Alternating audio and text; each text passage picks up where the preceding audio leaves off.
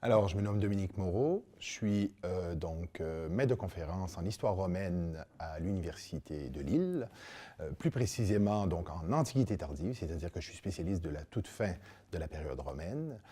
Je suis membre du laboratoire ALMA, l'UMR 8164, qui est une grande équipe en fait, qui réunit à la fois historiens, archéologues et littéraires autour d'une thématique, c'est-à-dire les sciences de l'Antiquité.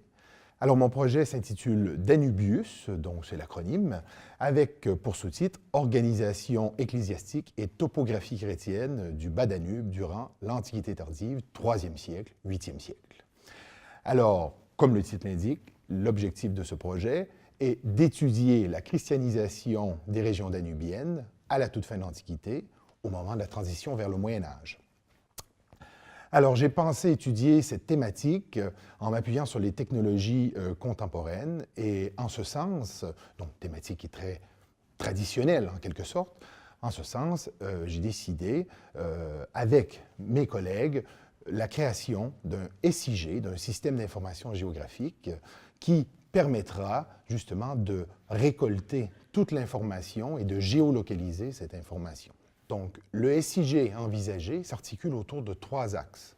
Le premier axe vise la création d'une base de données, en fait, de l'ensemble des sources textuelles et matérielles de la christianisation dans le secteur et à la période étudiée.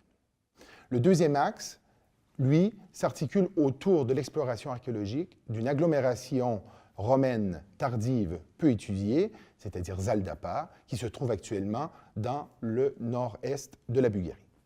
Et le troisième axe articulera autour de la création d'une base de données prosopographique qui constituera la première analyse historique, en fait, de la base de données des sources matérielles et textuelles que constitue le premier axe. Et avec pour grand objectif à terme d'étudier l'ensemble du Danube.